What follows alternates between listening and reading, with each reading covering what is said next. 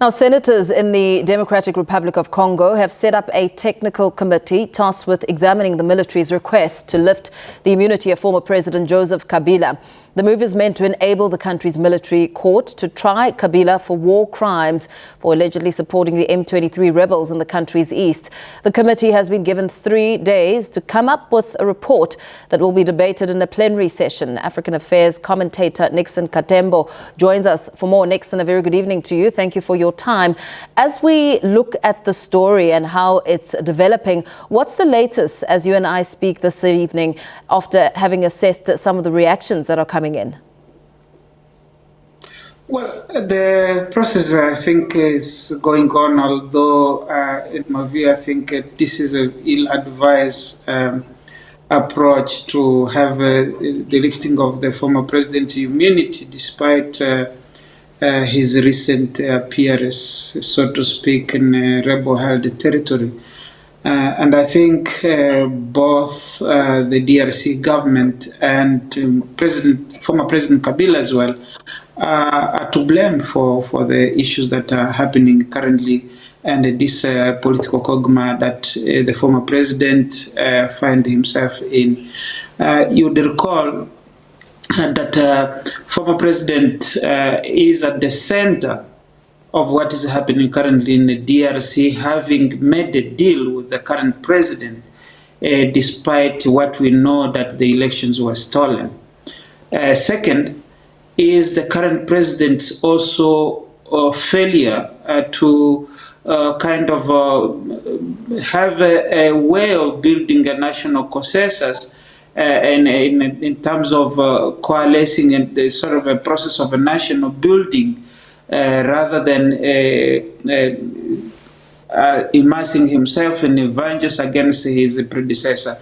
And in particular case, it is difficult even to start talking issues of national building and issues of political dialogue in order to bring stability to the country, because now the country or the government through the Senate processes is sort of embarking on a witch hunt while the country is on fire and is facing rebel groups that are already control some of the territory in eastern DRC, particularly in North Kivu and South Kivu, and major towns such as Goma and Bukavu.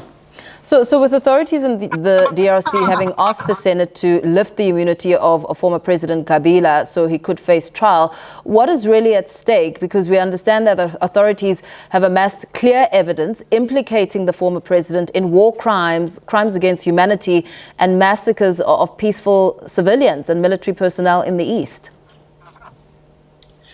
In my view, I think this is a process that is based on political witch hunt.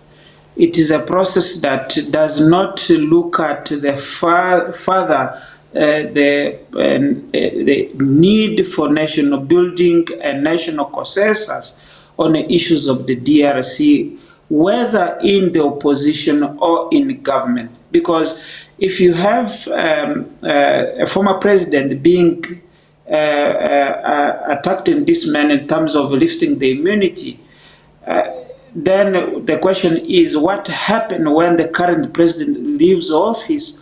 Also, will the coming president also have a similar problem in terms of allowing the president to have his immunity lifted in case of any malfeasance that might have occurred during his regime?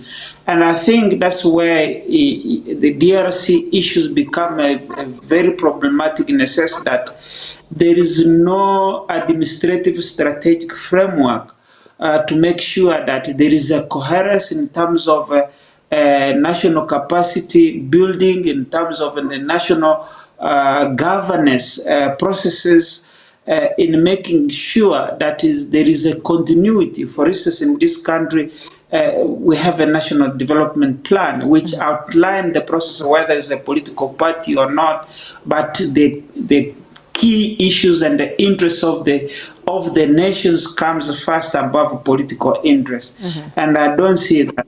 But if you have to attack the former president But what about the current president when he leaves the office? And this leaves so much to be desired and necessary that you find now those who are in power going on full blow handing those who were in power yesterday. Yeah. And those who will come in power then become also the handers of those who were handed. And I think the political class in the DRC have to reimagine the state functioning and the governance as well as the law of the country, make sure that they build a coherent state that respond to the development needs of the country, but also the security system in making sure that the laws are above political interest. And for me, I think that's what is important. And if the Senate is going to pass or review these laws, they have to look at such cases in a way that they forge around the nation building. Absolutely. Thank you so much for speaking to us and weighing in on this matter. African Affairs Commentator Nixon Katembo.